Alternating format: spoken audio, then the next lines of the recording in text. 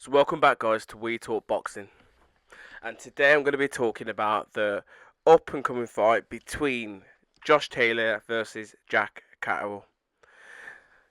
Now, this will see the pair enter the ring for the second time in both of their professional careers, and the first fight, as we all know, was a lot of controversy in regards to the scoring mainly, and um, it is to be what it is to be. Obviously, in the record books, Josh Taylor will go down as the victor.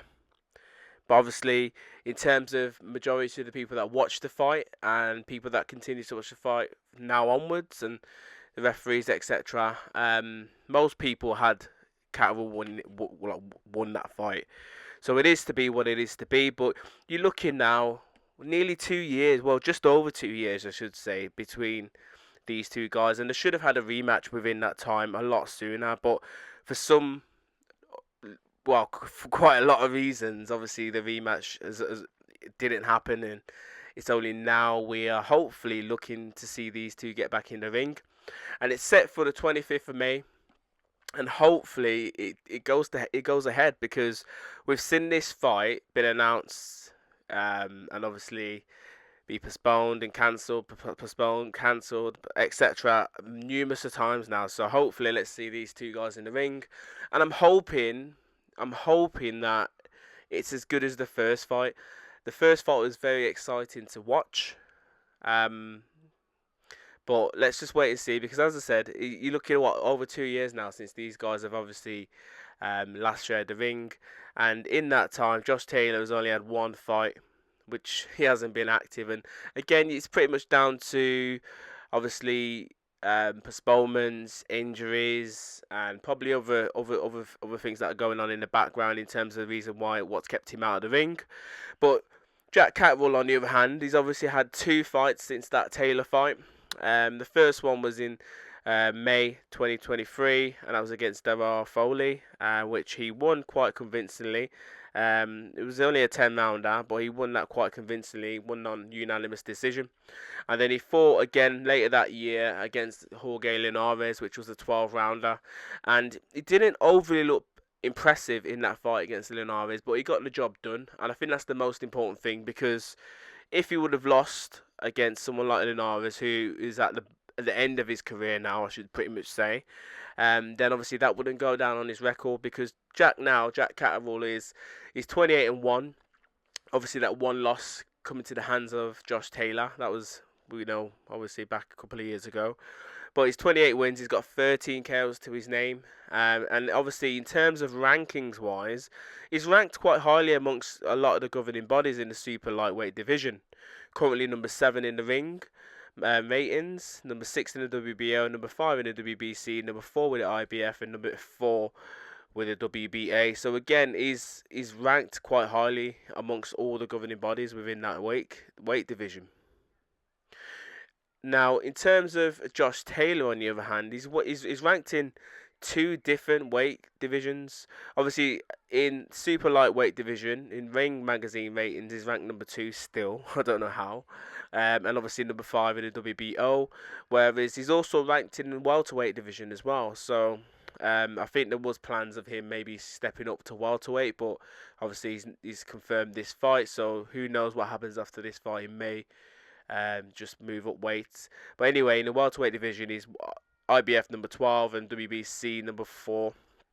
Now, Josh Taylor is the older man. He's 33 years of age, currently with a 69, nearly 70-inch reach. And he's a southpaw, and he's 5'10", so there's not much difference in terms of height between the pair, which is quite good to see, and we saw that as well in the first fight. Obviously, Josh Taylor, body-wise, did look a little bit bigger than Jack Catterall, but he didn't really allow his presence to dominate that fight. Obviously, Catterall got in, he broke the distance, and obviously was landing his shots. And as I said, he looked the bigger of the punches in that fight to me. But Catterall is 30 years of age, near enough 69 inch reach, so he's a little bit less than Josh Taylor. He's obviously a southpaw as well, but he's smaller in height. He's only 5'7". So that's the difference between the pair. But We know there's a lot of hatred between these two guys. They don't like each other inside and outside the ring. So I'm hoping that in terms of that fieriness, we could, you know, what I mean, that if they channel that in a good way, they could potentially bring that into the ring and hopefully let their boxing skills do the talking. If obviously one of these two guys allow that fieriness to sometimes overtake their emotions, then it might put them off their game. And if it puts them off their game, then they're not going to perform to their best.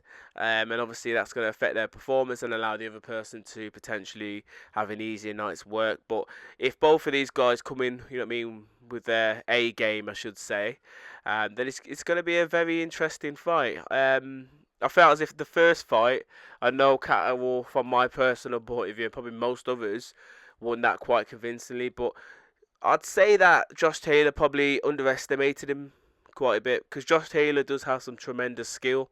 He just didn't show it in that fight. I feel as if Josh Taylor's best skills is to box at range. He needs to somehow keep Catterall out of his range, and his jab needs to be evident. His jab needs to be the key punch in this fight. If his jab is null and void, it's going to allow Catterall to build that confidence and to get in and out of range quite comfortable. And that's what he did in the first fight. He obviously, round 2, round 3, built that confidence, and then he was getting in and out of range and landing big shots on Josh Taylor quite easily. And that's where Jack Catterall likes to do a lot of his good work. And he likes to break his opponents down as well. He doesn't rush his work. He just allows the fight to build, which is very good for Jack Catterall, because he's not a one punch knockout artist, so he has to build time in terms of allowing his skills and his damage to take an effect on the opponent. But anyhow, instead of letting this video waffle, my predictions for this fight, I feel as if we're going to get some sort of controversy again. I don't know why. I just don't know why. But I'm going to say Jack Catterall takes this one.